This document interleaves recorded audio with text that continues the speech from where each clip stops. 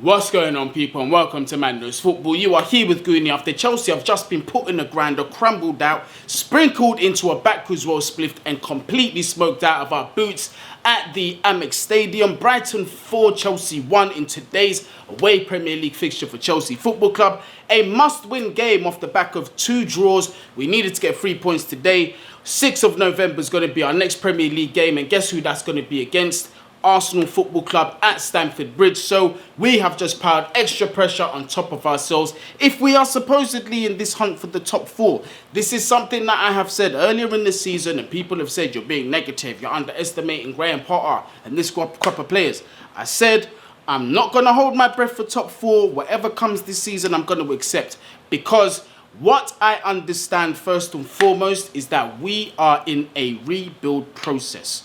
Yeah, we are in a rebuild process. There's still a lot of things that need to be done, but we're going to get into that. Obviously, I've got to do my normal intro, people. Make sure you hit that subscribe button if you are new. We are trying to get to 14,000. Actually, we're trying to start that road to 20k. So the sooner you get us to 15,000, officially, we will be on that road to 20k. So help us get there. Also, as well, smash that like button so we can get this up on the algorithms, and leave your thoughts down there in the comments. I always like to read through them. There are a lot of comments. Thanks for the love. I can't respond to all of them, but I do try. Smash the notification bell as well so you know when the videos are coming out. So today, for the first time in Brighton's Premier League history, they have beaten Chelsea Football Club, and what a way to do it. 4-1 at the Amex Stadium. Off the pitch, Chelsea have been completely bullying them. We've taken the best manager in their history. We've taken their recruitment team. But today, Brighton bullied us when it mattered. From the get-go, the Seagulls absolutely shit on us. Yeah, they completely shat all over us. They shat on our ice cream. They shat on our chips. They shat on anything that you want to eat by the seaside. Whatever it is that you choose, there is a huge load of seagull shit all over your food. Yeah? Apologies for the bad language, but I can only describe what I see. And it was basically a whole bunch of bird shit. And who likes that? Yeah? Our captain, Thiago Silva, the way he started this game was completely shaky, and it set the pace off for the rest of the team. But we're going to get into the lineups, because I am not going to be too overly critical on the players and too overly critical on the manager, because there are several aspects that I've got to take into consideration. Although this is a 4-1 battering, and obviously deep down, I feel like shit. I've got to go through this whole week until we play again here in the 4-1 banter. It is going to be long. I cannot be asked for that, but it is what it is. This is why we do what we do, bruv. You've got to take the rough with the smooth. But we're going to start off with the lineups, because I've got a couple of questions for Graham Potter.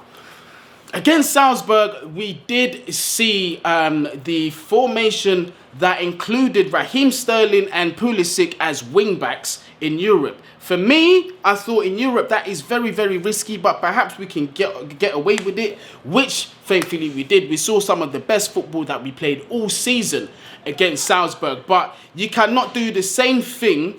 You cannot do the same thing in the Premier League, particularly against a Brighton team that's got the quality that they've got. They've got the togetherness that they've got. I mean, Graham Potter, what he left over there was a beautifully well-drilled team, and we saw that today. We saw the difference between the two. But I felt starting Pulisic and Sterling as the wing-backs was just a recipe for disaster, and he really made the day for the opposition coach that bit easier, for their players that little bit easier, because all they did was they stretched us wide, isolated our fullbacks, because it was easy to take out the wing-backs, take them out of the game completely, because they're not defensive-minded players. How many times did we see on those wings they was just continually getting in behind, isolating Cucurella and Trevor Chalobah? Just so many one-on-ones they were exposed to, man. So obviously they were going to struggle. So to those people that are criticising Cucurella, he's not good enough, this, that and the other, I think you need to up your football knowledge a bit and understand. When you keep constantly inviting pressure to your centre-backs who've got to step out forward and abandon that defensive line, these things are going to happen. It's the rule of probability. Might not be in the first, second or third time, but it could happen. These are professionals playing professionals. So we are just consistently inviting pressure. Why does this happen? To the added reason of the fact that the midfield is not good enough. We're playing attacking players out wide. And Graham Potter really needs to look at himself today and just, put his hands up and say that he got it wrong. I thought that he should have at least played one defensive-minded wing-back. Ben Chilwell had to be that guy. Ben Chilwell had to start today. I'm sorry, I felt like he took too much risk. Brighton just exploited that. They was just bopping the ball around us. Too easy to get past us in that midfield. Caicedo and McAllister. Although we did get into the game in some parts, we did start pressing them out of the game a little bit. But too little too late. By then it was already 3-0. What was the point? The game was done. But let's go over the first goal, man. Again, this one was invited by unnecessary pressure from my captain. This is where I believe the goal started. Poor clearance from Thiago Silva that led to Trossard chipping our goalkeeper, but Thiago Silva rectifying his mistake and headering the ball over the goal. Not long from there, that's where the first goal came. Trossard does well, rounds Kepa, puts the ball in the far corner, 1-0 to Brighton. I feel Kepa should have really stayed on his feet a little bit longer, put more pressure on Trossard, because once he was down and Trossard got the ball away from Kepa, he was taken out of the game completely. 1-0 to Brighton. It was too comfortable for them. They was just bopping the ball, getting in behind way too easy, isolating out our centre-backs. Just, it was a nightmare, but, you know, we're at a stage, like I said, it's a rebuild, it's a process. These results, believe it or not, are going to happen. It happened to Frank Lampard with the same crop of players or a similar crop of players. It happened to Thomas Tuchel. It's now happened to Graham Potter. This is part of finding rhythm. This is like taking one step back to go 2 steps forward, in my personal opinion, because we're at a phase where a new manager's come in. He hasn't had a pre-season with this squad, so he's still trying to figure out what's good and what isn't, what works and what doesn't. So this is why I'm giving Graham Potter the benefit of the doubt. It's still very early in his time with Chelsea Football Club to figure things out. So mistakes are going to be made. And today, you know, he received it in the worst way. Not quite the return that he wanted. Everything was going wrong. The passes were short. Passes weren't making it. We're being pressed out of the game. Second to every ball in that first half.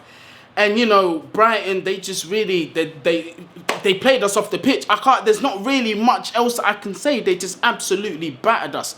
The second goal, unfortunate own goal from, again, more pressure from Brighton coming from a corner. Ruben Loftus-Cheek tries to do something about it. Caught flat-footed, sticks his thigh out, comes off him, crossbar, and then 2-0. Even more pressure on the team. What surprised me the most is Graham Potter is not making a change at this point. Clearly, that you can see our back line is under severe pressure. Our wing-backs are not dealing with the threat out. They're being isolated 2-on-1s. They don't know how to deal with the situation. Fair play to Pulisic. He did try and work hard coming back, but he's just not a defensive-minded player. Way too easy for Brighton to be getting these corners, to be getting these opportunities. Way too frequently for my liking, but it was one of those games. 2-0 to Brighton, and just before the half ended, Trevor Chalobah, again, coming down that right side, Raheem Sterling nowhere to be seen. Trevor Chalobah's going to have to step out wide to try and deal with the situation. Now he's isolated 2-on-1 with a man behind him and having to actually deal with the player on the ball.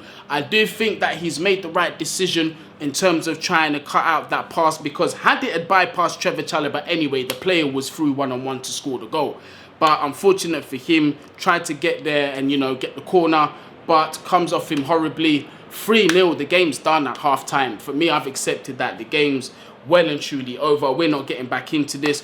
Whenever we're like 1 or 2-0 down, we still struggle to come back into games. But this here at the Amex Stadium, with the way Brighton are playing and just how helpless that we look with this team and changes are not being made, I wasn't holding my breath, to be honest with you. So we've gone into that 3-0, probably what Brighton deserves, to tell you the truth. But I will be fair on Chelsea. We had several chances to actually get a couple goals. It could have been 3-2 or possibly even 3-3. Well, I'm going to more say 3-2.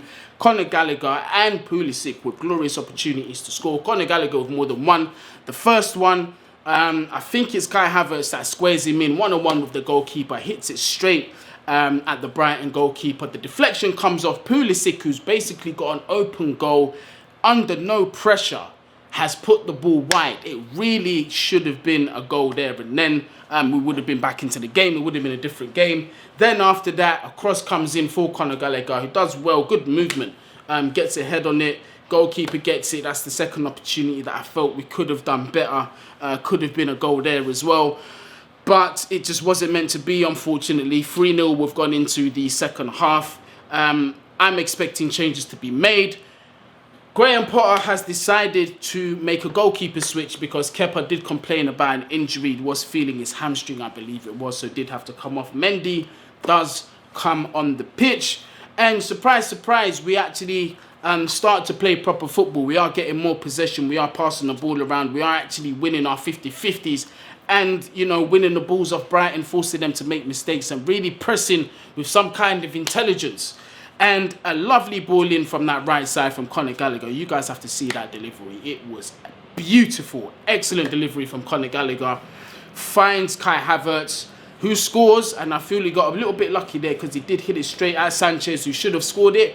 But still, I'm taking the goal where it comes. Kai Havertz, second goal consecutively, gets his goal. I'm happy for the guy. But by then, it's too little too late. The football we played in the second half, no doubt, was much better. Was much better. But that's because we did go to the back four. And you can see things were a lot more fluid. We had a little bit more control of the game.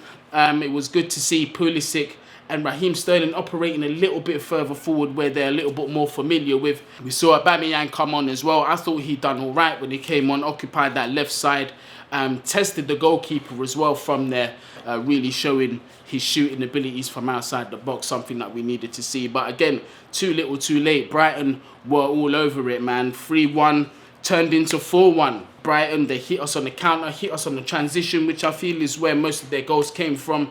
Hit us on the transition.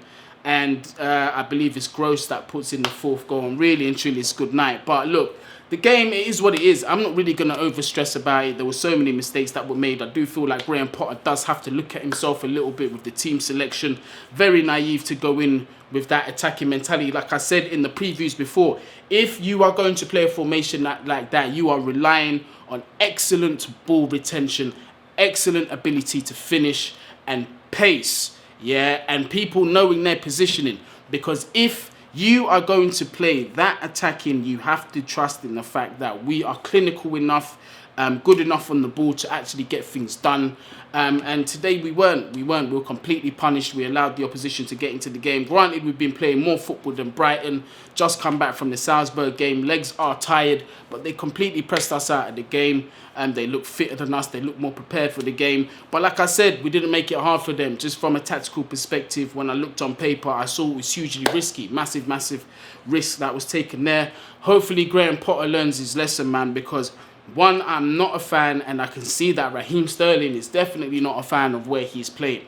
If I'm honest, he doesn't look too happy at Chelsea at the minute with this new Wingbacks role that he's having to play. Maybe Graham Potter needs to take a look at that. But look, it is what it is. I was expecting one of these defeats to come. And it's like I said, top four is not an expectation for me. It's not an expectation for me.